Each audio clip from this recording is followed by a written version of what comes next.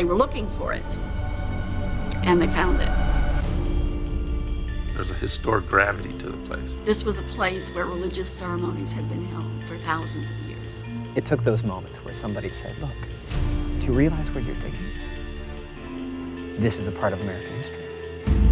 There's just this weight of history that you feel.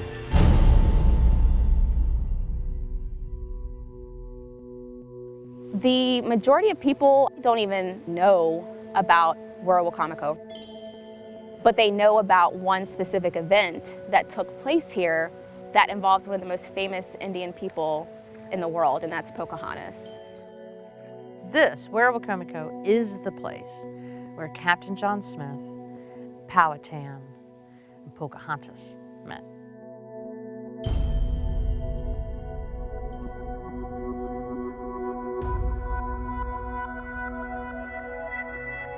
For years and years, people thought the site was lost.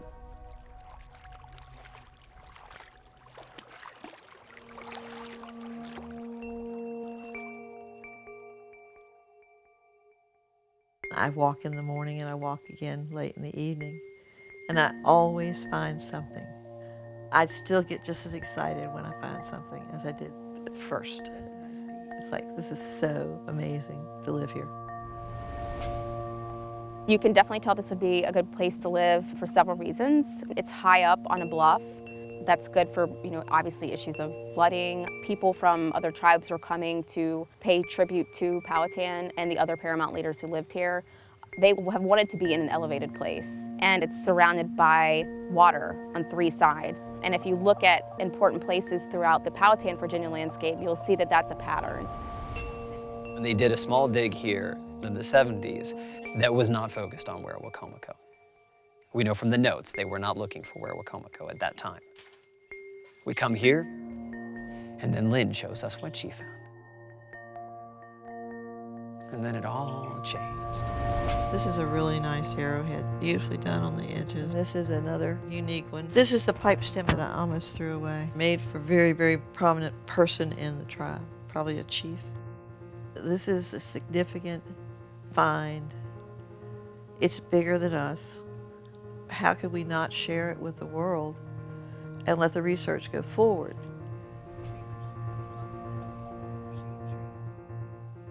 To have werowocomoco and to be able to look under the soil, it's so unusual because oftentimes that activity has been paved over, or there's a suburban development sitting on it.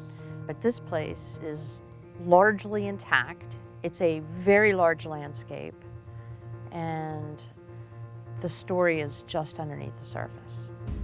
You get with the archaeologists and they begin to tell you this is where Chief Powhatan's house was, and we believe a temple was here, and in this field there's where they planted corn. I mean, you're just blown away, and you begin to feel it, you begin to see it. It is an awesome archaeological site in and of itself, and it talks about their history, Virginia Indian history. I mean, how many people get to say that they are researching, excavating where their ancestors lived? And not just any ancestor, Wahan Seneca, better known as Chief Powhatan, lived here, and the paramount leaders before him.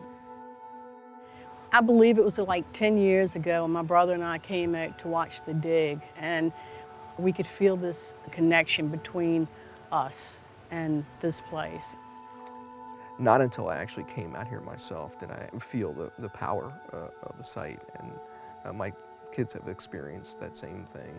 For them to have a say in what's going to happen to the site, it'll strengthen in them the need to keep our culture going and keep it alive. This was the first archaeological project in Virginia that created a sustained collaborative relationship with the Virginia Indian community. So for me, that aspect of it, this contemporary aspect of it, and having Native people at the table to tell our story was also extremely important. It's really important for our culture to be portrayed and described through our voices. I do want people to take away the complexity of the Powhatan chiefdom, how it developed, all of the working parts that created this complex nation that the English encountered. But the people who are here, thousands of years before Powhatan and Pocahontas, they are important people in human history. They are people that are worthy of studying. This site has their history in the artifacts that are left behind. We have a longer story to tell.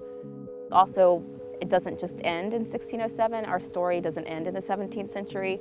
We're still here today. We have our own perspectives about this place and about this history in general. These were our lands, our sacred sites, and still are. And hopefully people come away with a respect for our culture as it existed then and as it exists now.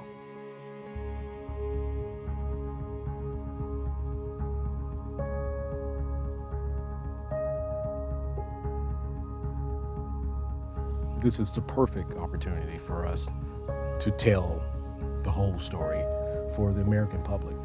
It's a spiritual place. Hopefully it'll be preserved for a long, long time. This is something that's much bigger than any of us. And it's something that's going to last much longer than we will.